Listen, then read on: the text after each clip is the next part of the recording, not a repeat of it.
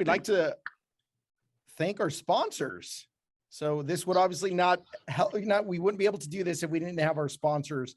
So I'd like to thank our College Central Network, along with Mountain Sac and Live and Jackie Kennedy Harris and 06 Media. Thank you for, helping in this event. And some of these sponsors that we've had have obviously done it over a period of time and many years. So we appreciate your partnership. Finally, thank you so much for coming on. This is our Heart to Serve panel that will be talking and discussing with both of you regarding the populations we work with. I am Christina Lee. I work with Goodwill Industries. So this is one of those topics that's really dear to my heart, because with Goodwill Industries for Southern California, we work with the most hardest to serve throughout the Inland Empire. We work with the homeless, with the reentry. We work with the homeless vets. So across the board, this is a great time to have you two experts here today to share some of your insights with us. I have Max Dueno. He is an adjunct instructor at Antelope Valley College. He has taught many classes in correctional facilities in Lancaster. He's worked in reentry programs in the Federal Correction Complex in Victorville. And he was also a job developer for GEO at the Data Reporting Center in Lancaster. He's worked with at-risk students in middle schools and high schools, those ages from 12 to 18 years old. He also ran some program at the Lancaster Parole Office. And Max has been everywhere. He's worked with also with the gang risk intervention program, and so many things that Max has so much experience with. And we have Mr. Joseph Molina. Thank you for being here today. Been following Mr. Joseph Molina everywhere, but he is known to be, he is the executive director and CEO of the Veteran Chamber of Commerce. And he has so many other things, being in entrepreneurship. He has been supervising leadership, training, businesses and organization. And he's also been an adjunct professor in many community colleges. So welcome both of you. So before I get into our questions, maybe I could have Max go ahead and share a little bit more where you are doing today with our population that you're working with. And then we'll have Mr. Molina talk about working with the veterans. Well, for myself, most of my clients are from outside the spectrum of the college. People know me from when I was working in different places. So when they have a relative or a friend that needs some help, they usually call me and ask me to help them out. And one of the things that I found that helps mainly with the clientele is to try and get rid of that prison aura that they have when they first come out. And that's a difficult part because they've been living with that for so long, and to get rid of it, you have to try and convince them that they are still human. So I'll leave it at that point and we go on to Mr. Molina.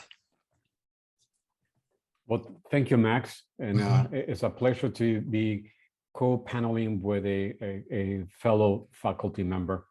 As Christina said, and thank you, Christina, and thank you, Rosalinda, for the invitation. It's a great pleasure to be here and addressing so many of you. The National Veterans Chamber of Commerce is a veteran serving organization. We are a little bit out of the box thinkers, well, not a little bit, a lot. So we're not your typical Chamber of Commerce. We take a focus on the entire family, the entire military family, from the actual active duty veteran and their family members, spouses, children, parents. And we wanted to provide from the beginning a free membership-based Chamber of Commerce. So we don't charge for membership. And we work with organizations like the CPA, community college, and universities, providing them a free Chamber of Commerce membership as long as they're working with veterans and they have an interest and heart for veterans. One of the projects that we also have, we're working with the state on providing free training for employers, for their employees. So we actually were allowed to, we have the funds, and actually the funds are just sitting on the bucket right here. to pay for trainers. So if you have a training program, like I know Kerry was talking about leadership, we need trainers who have clients and they want to provide the training, and we pay the chamber, the chamber pays the trainer for conducting the training. And that's because we wanted to enhance, but really what Kerry was talking about earlier, the ability to connect the individual as an individual. Money is just a very small portion of what employees look for. As an employees, yeah, money is important because we have to pay the bills, especially nowadays when gas is like $10 a gallon. But outside of that, what we want is, how do we change our mindset? How do we become satisfied on what we do? And something that Kerry said was skill and passion. And I'm a strong believer, and I follow forward leadership. You're familiar with that.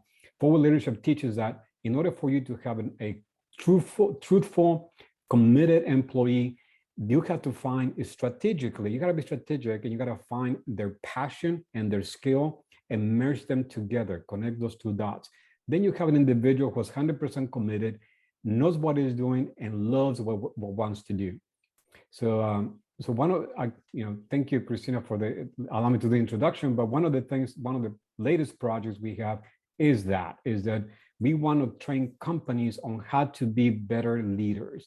We want to train employees on how to upskill.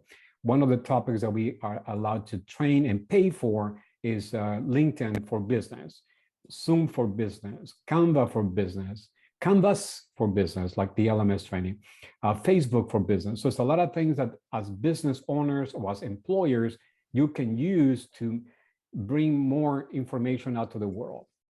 And thank you. I'll stop right there. Appreciate it. That is great information. And yes, and this is a time when we all need to network. So Mr. Joseph Molina, please stay with our group, network with the group. There are many of us who are working with veterans today, and they don't know those opportunities are out there. And we all, just like anybody else here at CPA, we need to get connected. We need to get them connected to their talents, to their passions, and to the jobs that you have available out there. Absolutely. Yeah, collaboration is the name of the game. Our chamber was found on that. So collaborations, we love to play together. It's a win-win, So I would love to participate with anyone who's on the call and just brainstorm strategies with Max, everybody on how can we connect and create programs and projects that positively impact the community. Thank you.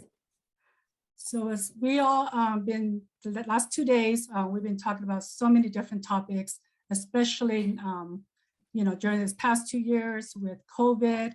One of the questions I like to ask with the populations that we are working with, and you both are working with, with the 2 years, maybe Max, if you could answer this question, what do you find is a motivator for this population to be retaining their employment or get to employment?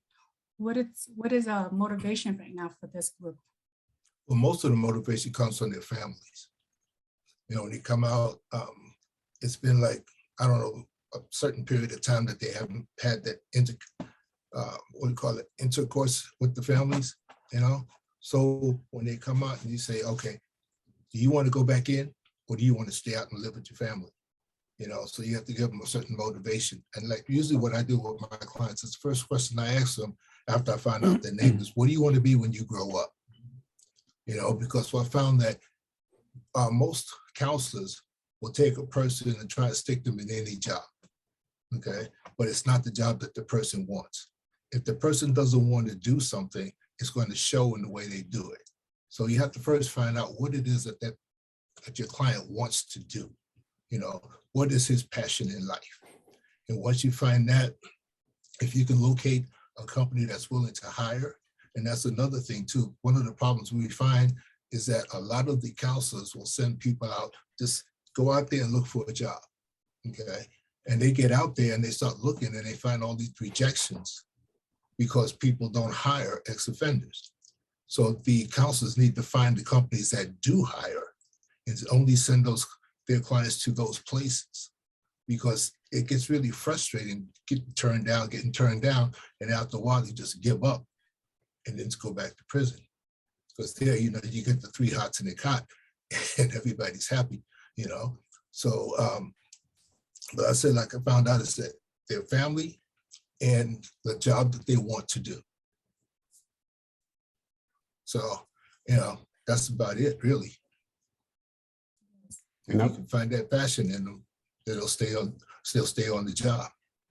And I would like to echo what Max is saying, which is so true, because ex-offenders, transition military, we kind of have the same transitioning process. Same thing with graduating people from universities, same transition process, and the same transitioning challenges. And honestly, it doesn't matter that you get out of the military and you have degrees. It doesn't really matter. The rejection is high. And that's one of the things that as a chamber, we want to help. And we'd love to work with Max on ex-offenders too, because the thing is identifying people who are veteran-friendly employers is key. So we certify companies to become veteran-friendly employers. We give them a designation. So when veterans are looking for a job, they know where to go. They know where they're going to be welcome. Same thing with the ex-offenders. And I would love to work with Max on that, because if you have a list of employers who are open to having ex-offenders be part of their team, then there's a more welcome environment. And that's a mindset approach, because when someone comes out and it starts getting rejection, the first thing that the people start feeling, and that Carrie was talking about it earlier too, is the rejection approach. And what are the things that she talked earlier about? People want to feel they belong somewhere. They want to feel respected. They want to feel trusted. All those emotions are the drivers for people's satisfaction on their job, not the pay.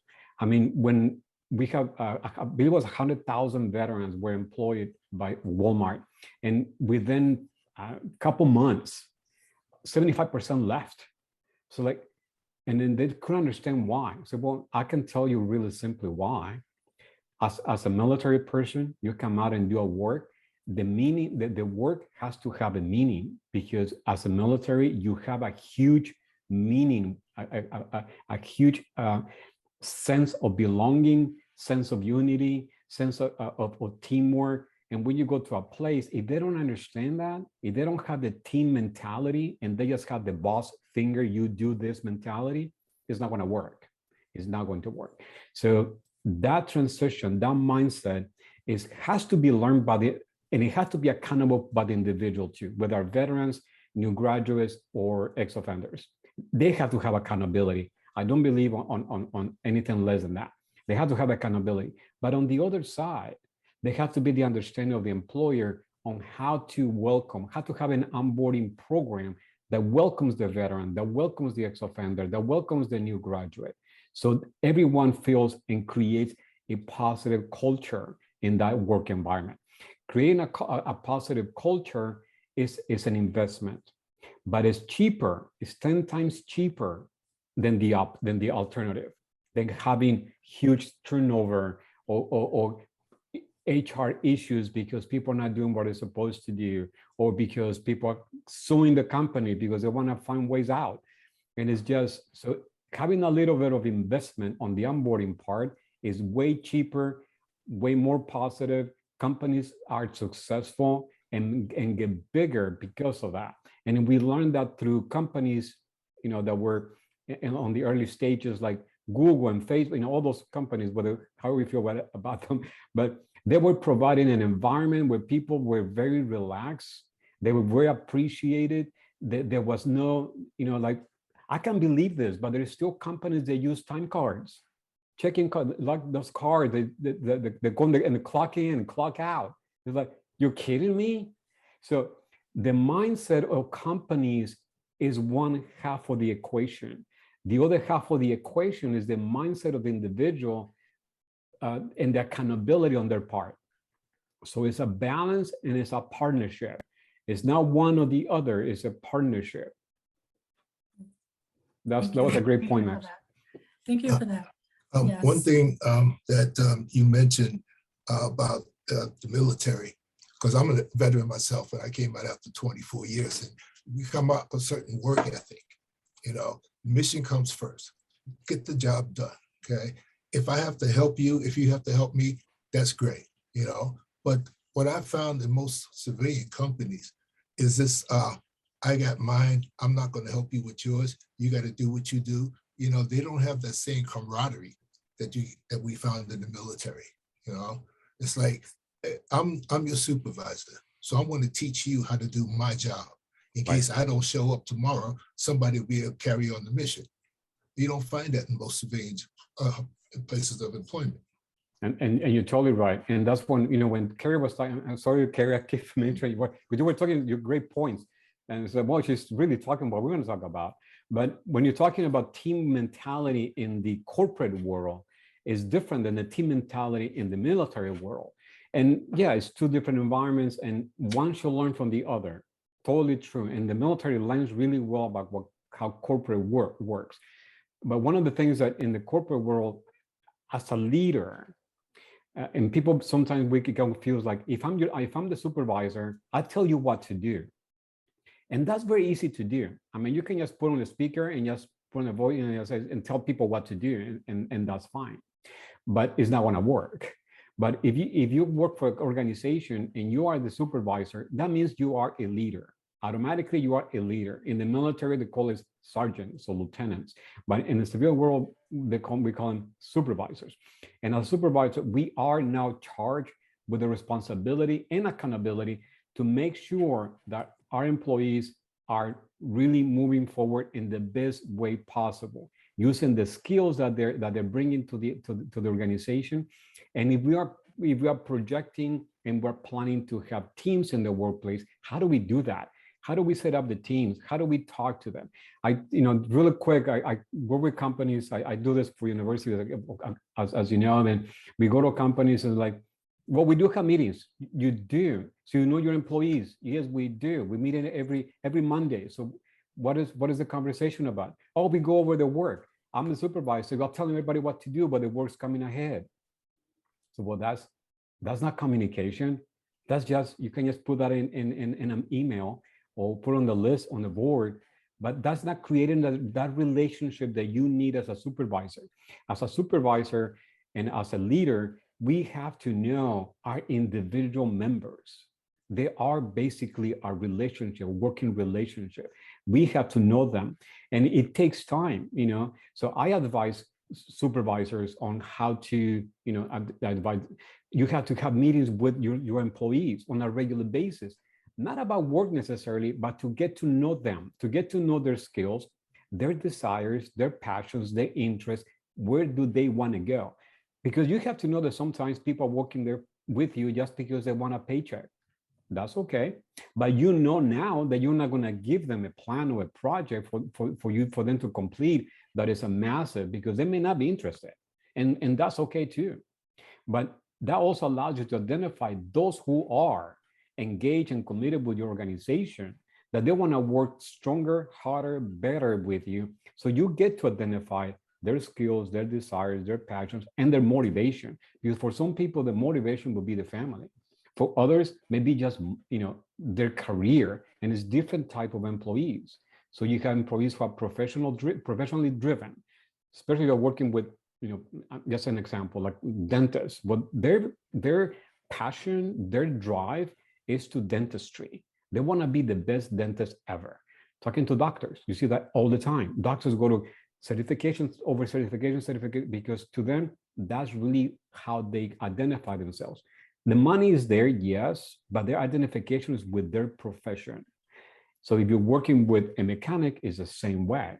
So understanding what triggers, what drives their mindset is key for you as a supervisor, or as a business owner, as a company owner, to understand the people that are working for you, because that is the internal motivation, and that's intrinsic. And the intrinsic motivation is emotional, which is the power of movement.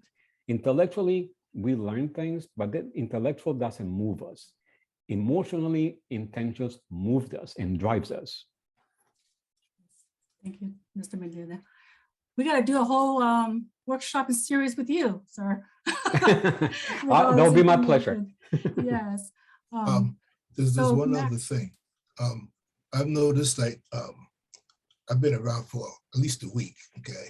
So in my years of experience, I find going into places to work, you find that sometimes you get a supervisor that has no clue as to what it is that they're doing. They don't know how to work with people. Half of them don't know what the job is, you know, because I've been in places where they bring a supervisor in from some other area that knows nothing about what's going on where they are. You know, I had one supervisor didn't even know how to find a way home from the office, you know. So, but and I'm that's sure that was before Google. yeah, and that was after actually. But the thing is, you know, it's like people, if you're in an office situation or on a job, okay, and you don't think that your boss knows what he's doing, it's going to affect everybody there. You know, it's going to be very hard for them to get somebody to do anything because they'll say, well, you don't know what you're doing. And a lot of these people don't believe in listening to what we used to call boots on the ground, you know, because change comes from the ground up, not from the top down, you know. And if you don't listen to your employees, how are you going to know what's going on, you know? And that's the situation that I've run into. And a lot of my ex-offenders come back to me and tell me the same thing. I went to this job and this person didn't know what they were talking about, you know? So it's like, why should they stay there?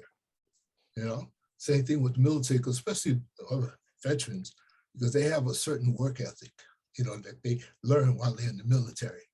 And coming out and going into a civilian job, they don't see the same thing, you know? They're always looking around, see who's trying to stab them in the back versus who's trying to help them get ahead. That's it. All right. Yes, so I know this panel is really thinking they are the hard to serve, where on the other hand, it's not because this is the population that is hard to serve. It never is. When they go into businesses and employers, it's really on the flip side. You're talking to those who are here are, you know, placement professionals, career placement. How do we go ahead and educate our businesses to understand who are they hiring and what they're hiring? Most importantly, at many of our businesses and employers on their side, is really showing the respect.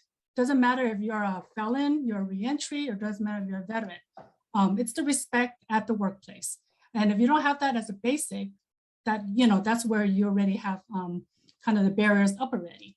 And so here, you know, maybe we could get some questions in a minute, but it's really how can us as career placement workforce professionals help in this barrier where they're going into places, but they're not understanding our population. That's Okay. where I think it is. I think, if I may, we were talking earlier about onboarding process, and that's key. And we have an onboarding process for companies who want to hire veterans.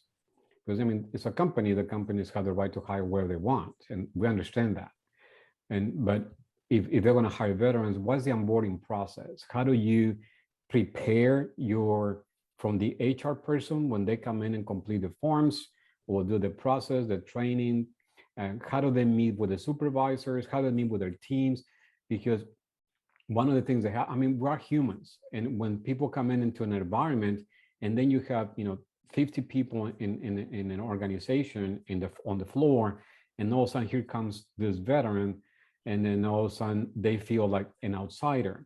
So it is up to the leadership to make that strategically move and create a welcome environment, so we don't have us and them mentality. So the onboarding process is a strategical movement. It's a strategical approach on how to do it. How do you do that? And also creating bonds or connections between people who are already on the floor, that are already employed, with the newcomers, with the veterans or non-veterans.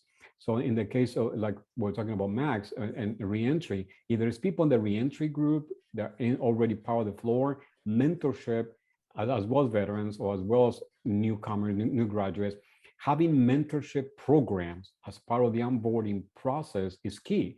If I come into in a company, I gotta find my own way around. I gotta find my own leadership. is really, really hard. And you're talking to someone, believe it or not, I'm very introverted. So getting into a place that is new people, strangers, I'm not going to go there. I don't go and do meetings. I don't go and do chats. I don't go and do happy hours. How do you get connected with the rest of the crew? So it's really up to the organization to establish an onboarding system that is strategical, that makes everyone that comes in and mixes. Kind of like when you drop when you have a can of paint, white paint, and you drop a drop of red paint, how you mix it, and the red becomes part of the white mix, so it doesn't affect the culture of it. That strategically approach has to be in place. You can't surprise the environment, because we work like packs. We're like, we're humans. So we're social entities. So anything that is strange, we don't see well. So the organization learns how to make that connection, that environment, a welcome environment. And then it makes sense. But it comes from the top, not from the bottom. It comes from the top, because once the top organizes and sets that up, because the top controls the time and controls the money. So it has to have time to do the onboarding, and it has to be some type of investment to involve that. So so happy to work with any organizations within the CPA on how to do the onboarding, or provide some guidance and tips and things like that on how to set it up. Because again, it doesn't matter whether you're a newcomer because you're a veteran, or because you're a reentry, or because you're a new graduate, the effect is the same. And it's really the supervisors, the institution is accountable for that response. So if we leave it up to the individual to figure it out, then what we get is what we get. And so having a plan, a strategic plan on this is the process. And as organizations, as corporations, we know process because we learn process. We have Six Sigma, all the systems and process. This is very easy to implement and become part of the process. Right. Yes. So now Max and Mr. Molina, Joseph, I'd like to ask you, Max. One thing before, we're talking about the onboarding of individuals into a new organization. When it comes to ex-offenders, it's mainly just the opposite, because they still have that stigma attached to them, and people think, okay, once a crook, always a crook. So when the person gets into the new job, people are going to see that, okay, this is a crook, okay? He's not the individual, he's just a crook. And they're going to shy away from him. If he wants them to know about that, then he'll bring it up in his own way. But to walk somebody in and say, okay, this is an ex-offender, it's different to saying this is a veteran, because veterans are more welcome than ex-offenders are. So with the ex-offender, you have to kind of keep that on the down low, so to speak, and let him bring that up to the people he feels he can trust with that knowledge. Yeah, so throughout many of the programs that you both have worked in, Max, could you give an example of, let's just say one of the programs you have worked with many different organizations funded to work with the ex-offenders and different ones. What have you feel like has been like a good program that's got to where, they came in, they got trained, they're working well with employers? Do you have any kind of a story you could share with us that you've been in programs? Well, most of the programs that I work with, once you get into it and see the inner workings of them, most of them don't really work. And I say that, because of the fact that what they're doing is, like I said before, they don't have the knowledge of which companies are willing to hire ex-offenders.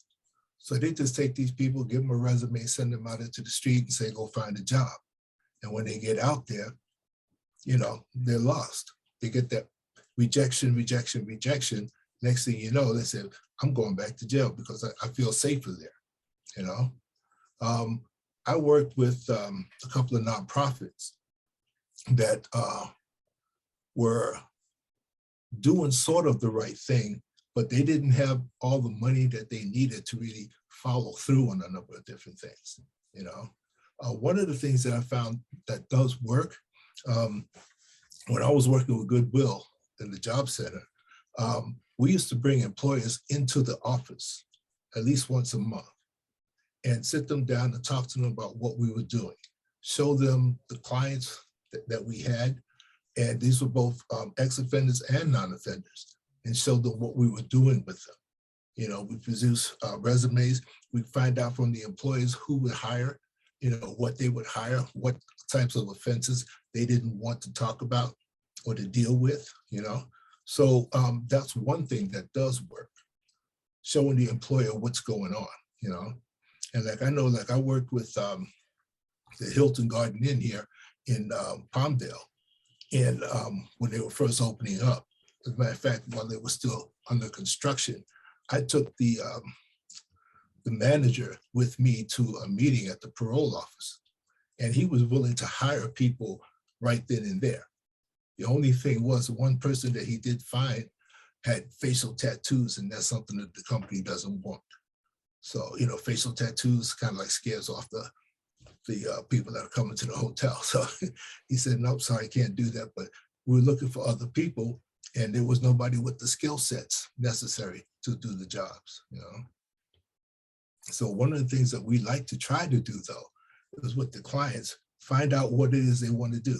One of the questions that I used to ask was, what do you want to be when you grow up? You know, and they, you know, the client was looking at me, what are you, crazy? I'm already grown. You know, I said, no, today is the first day of the rest of your life. What do you want to do with it? Who do you want to become? You know, once you get that information, they'll say, okay, now let's see how we're going to get you there. Do we need to put you in training, or, you know, in a classroom, or on the job training to get you where you want to go, you know? And I'm sure that Mr. Molina has the same issue with the veterans coming out, because they come out, even though they do go through the project transition, it's still not long enough of a time frame to get them to really realize what they're going to be stepping into. You know, coming out of the military, walking into civilian life, it's like walking into a can of worms. Okay, and like, especially when I came out, you know, military veterans weren't as welcome as they are today. Right. You know? What, Vietnam, Max? Yeah. Okay. Yes. And sorry about that. Anything we You can and me do. both. I know, right? But you're right. It is the same mindset. And when people are transitioning out of the military, and keep this in mind. Imagine this: someone comes in the military when they're 18, 19, 20, 21, very, very, very young. And then they stay 5, 10, 15, 20 years in the military. They know nothing but the military. Everything is in the military. And the military is a safety bubble. And you know, when you're in the military, you don't have to worry about anything. Everything is provided for you. I mean, your clothes are provided for you because you have to wear the uniform. If the light bulb goes out in your home, they just go to the supply room and get one new light bulb. So buying stuff is really not in anything like that. So there's a lot of things that it's a safety net, safety bubble. When they transition, or when we transition out of the military, then we start facing the real life, the corporate. And when the challenges that are faced by the military is like, and it's similar to what Max was talking about, is like they don't really have an idea what they want to do next, because in the military you don't get to think what you want to do next, because everything is stopped for you. You know, we're told what to do the next day. So when it's time for you to leave, it's we just go do whatever you want. The worst thing you can do to a veteran or a military person is to give a blank piece of paper and say, okay, write what you want. Like, what do you mean? What do you want me to want? It's a different mindset. So helping transition military through coaching, through education, and then not just that, because knowledge doesn't make change, but first identifying companies who are willing to take this on as employees. But two is also given the employee, the transition veteran, the opportunity to shadow entities. You know, Because we may think about, I want to do this in the next time in my life, but I don't know. You're asking me something that I don't know. But when I go try it, then I know that I hate it. Yes, like my first master's was in public administration, until I went to work for someone who was in public administration, office, city, place, and like, oh my gosh, this is horrible. So I changed my major but you have to test it. You have to actually invest as an individual time to try it.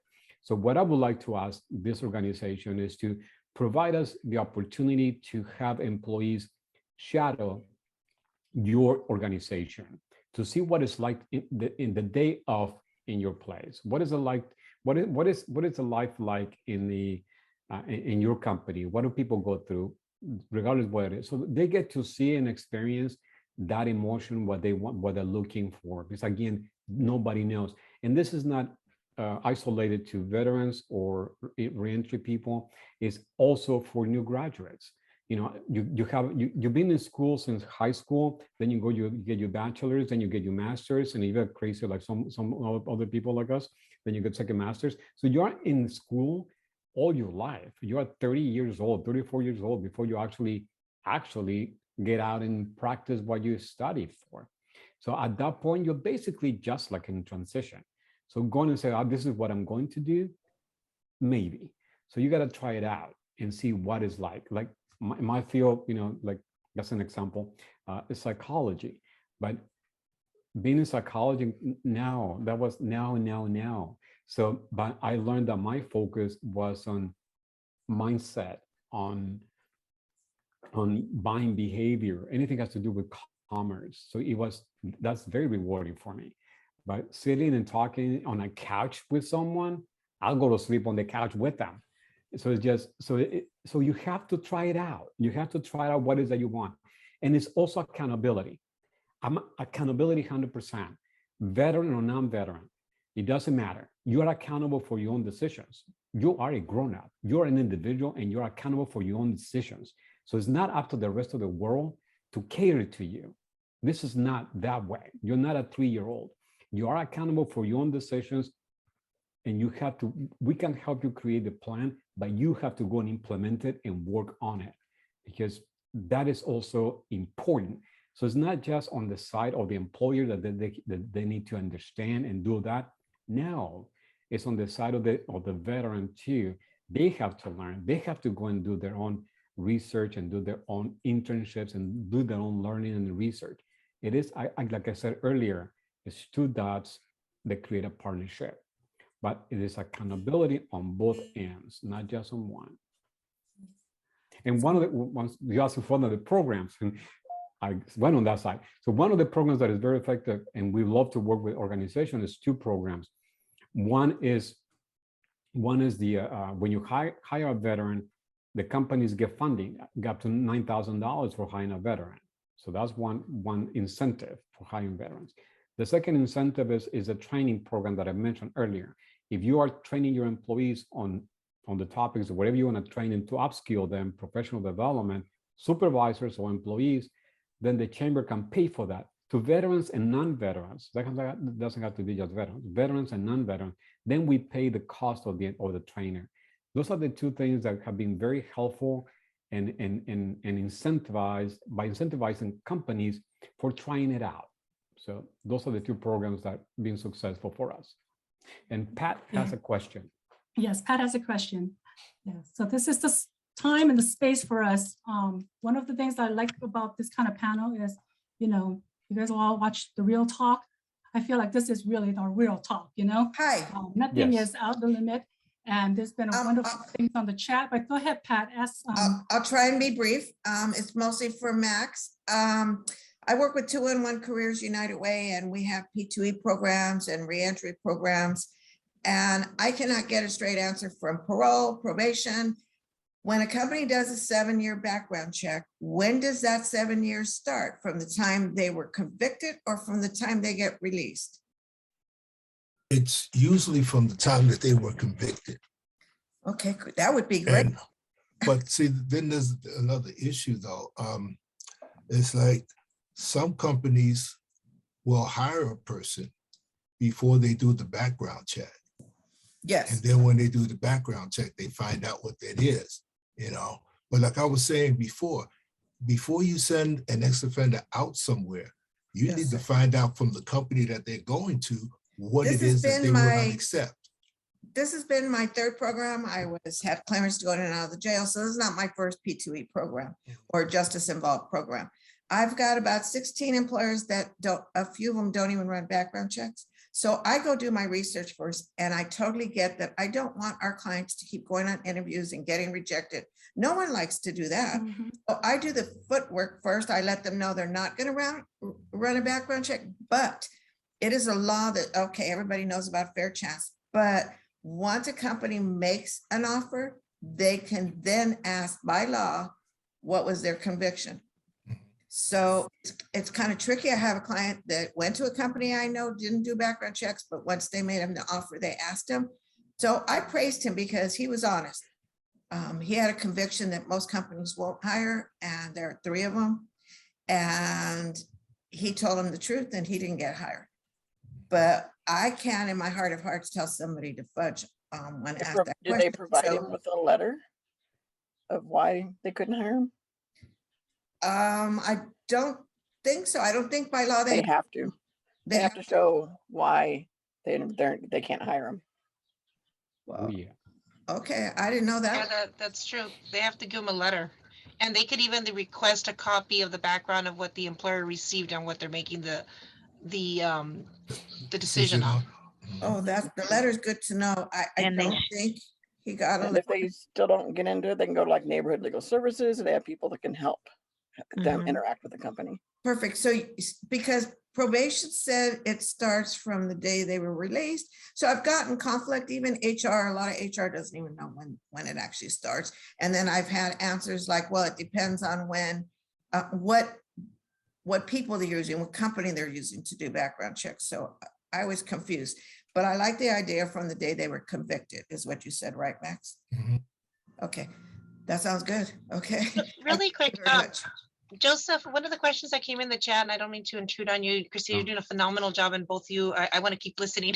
But nationally, you're working, Joseph, nationally or just locally? No, the organization is national organization. That's so what we I have- thought. Okay, Yes. just wanted to make sure. Okay, Yeah. that was it. Okay, Because, cool. okay, thank you.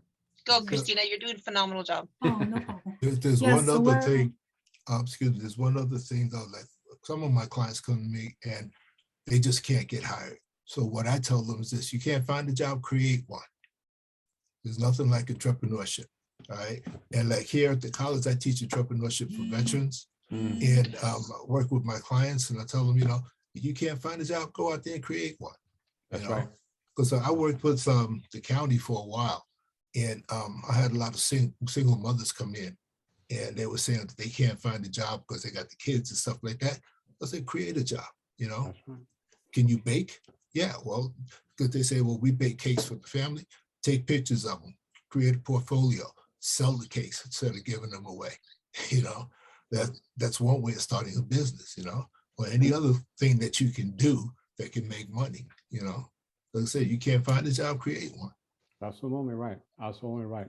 And we have a program right now for military spouses, Mhm. stay-at-home moms, anybody who, who doesn't really want a 9-to-5 job, to start their own business in social media.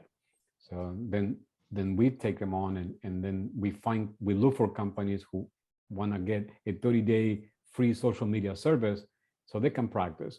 But Right. you're right, Max. If you can find a job or don't want a job, make your own. Right. And as you're a faculty member, I'm a faculty member. We always had 2 jobs. Yeah. Work for a company and then go teach at night. Mhm. So it's just, I think Jenny has another Jenny question. has a question. Jenny? Yeah, Joseph, I was just curious to know more about the 2 incentive programs you mentioned. Oh, yes. The one incentive is the tax credit when companies hire veterans based on the disability rating. They get from $2,500 up to $9,200 per hire every time. And then the second incentive is if you're training your employees on a particular topic, the state of California approves us to pay for the trainer. So if you have someone like Carrie come in and talk about LinkedIn for business, or then we pay Carrie directly. So there is no expense on the company's part.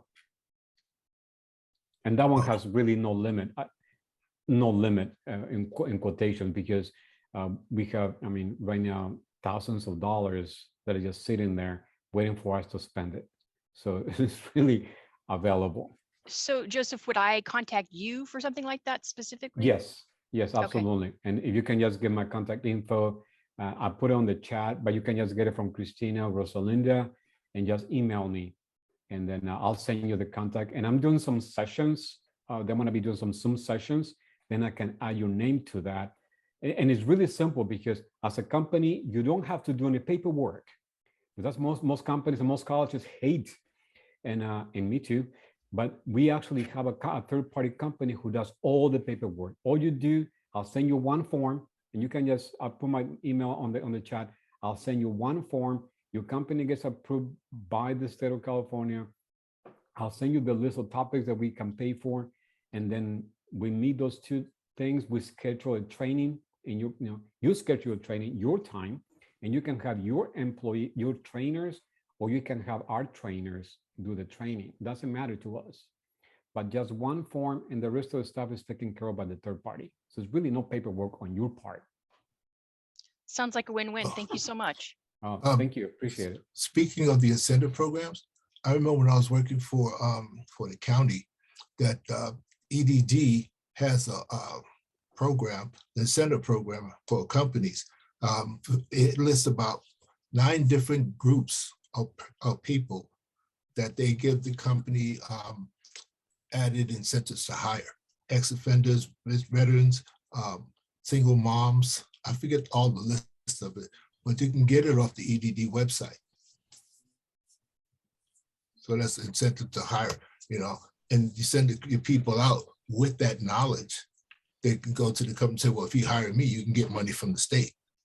And most of the time, that's the thing, that's the key that gets them in the door. And Max is right, because a lot of other incentive for veterans, for people with disabilities, and it's all under one umbrella under the chamber. So what DDD does is kind of the same thing what the chamber does. So we're one more entity. But the thing is, if you want the employee to be, the company to receive the funding, then the company needs to be certified or register in the process. And again, the paperwork is done for you. That's the big advantage. If you go to ED, they just send you the link. Here we do because we find that, when people say, just go do this stuff, and then we don't want to do that stuff because it's a pain in the neck to do that stuff. But we want someone to do the stuff with us and for us. So we actually have that.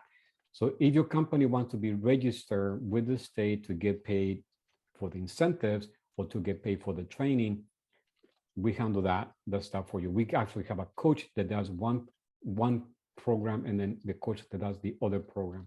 So you're not really just filling out forms.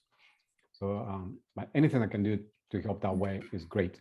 Again, Mr. Molina, yes. Is your organization www.nationalveterans.org? I just want to make Yes. sure. Okay. Yeah. More information here. And my email is on the chat as well. That way you can just ask me questions. So this has been great discussion. This is a wonderful panel. Like I said, we call it hard to serve, but it's not hard to serve, because we just have to understand the population we work with. On the reverse level is really, how do we work with businesses and employers? And this is definitely a great space for us professionals. The Placement Association is where we're at. So definitely in the upcoming years, in upcoming conferences, we'd like to invite you back for many more good conversations. And Max has been with us before at the conferences, at the annual. He's been with us last year. Thank you so much for being back again, Max. No problem. And it's been a pleasure, Mr. Molina, to have you here with all your insights and everything. I'm very grateful for the opportunity, and I'm looking forward to the next one. So that way It will be Joe and Max. Would be a team. Yes. We'll be in Palm Springs next year. Guys. Oh, Okay. And excellent. Jenny has her hand up, Christina. Okay, Jenny, go ahead. I'm sorry, I forgot to take it down. My Oh, my okay. bad. That's okay. You have to have a question. Now it's too late. Well, I have a comment because we have some HR managers from different companies here, and I'd like to say in regards to hiring veterans or those that are coming out of the program, and we can call them ex-offenders, you know, justice served, those that deserve a second chance. There are different service programs, as I think Christina mentioned, or was it Christina in the chat box, the work opportunity tax credit, along with the AJC centers offer also what's called on-the-job training funds available for any new hire that a human resource or company has. So 50% of their salary up to usually about 6 months will be reimbursed back to the company. So that's something as an additional incentive. And then there's also, if the candidate qualifies for what's WIOA funds, there are also supplementary assistance for that candidate where if they need, let's say, interview clothes, there's maybe up to $500 worth of tools if they qualify, depending on the job and the expectation. So there are supportive services that can help offset the company, also an incentive for retention and also for tax purposes. So I just want to give a little soundbite on that because the America's Job Centers of California do have funding available to help companies out, as well as the job seekers, you know, and for the youth as well, if there's youth between 16 and 24. So I just want to put that out there so that our HR panelists, our HR members can tap into those resources and have an incentive as well to reach out to organizations like both of you to hire both veterans and other candidates that deserve a second chance. And They're human beings, Rosalinda, and they're starving, and sometimes they're the best workers also, because I've worked with that population. and Rosalinda also would like to, you know, one thing that and that you mentioned the HR professionals, and we like to work with the HR professionals because they are the first people that come in contact with the applicants. And we asked someone that we were sending a veteran to them, and the veteran asked, you know, as the HR person, you know, they wanted to work, you know, what kind of work they had. And then the HR person, oh yes, and what kind of work did you do in the military? And they said, well, my MOS was, you know, ABC. And it's like, okay, so your MOS was what? Was, you know, ABC. So Different language. Yes, exactly. So we actually have a actual certification, because if you're talking to veterans, understanding a little bit of the lingo is helpful. Simple stuff, you know, yeah, we use simple stuff, you know, like a little bit of the ranks, a little bit of the lingo, the training, the MOS, a little bit of the language. So when you're talking to a veteran, you guys you understand what the veteran is talking about. You know, and the different types of branches and how they differ. A little bit of that is very helpful on the part of the HR person. So I would like to make that also available to the members of your organization. And the company that provides this training does charge, but as if it comes through the chamber, we're happy to kind of pass along the discount that we get. Be happy to do that.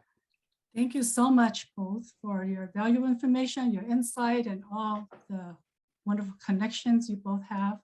I appreciate you being here today. We will be March 1st through the 3rd, 2023 at the DoubleTree Hilton at the Golf Resort in Palm Springs. We look forward to seeing you there. Think about it, save the date, start mentioning it, and plan it on your fiscal budget for next year so that we can see you live and in person.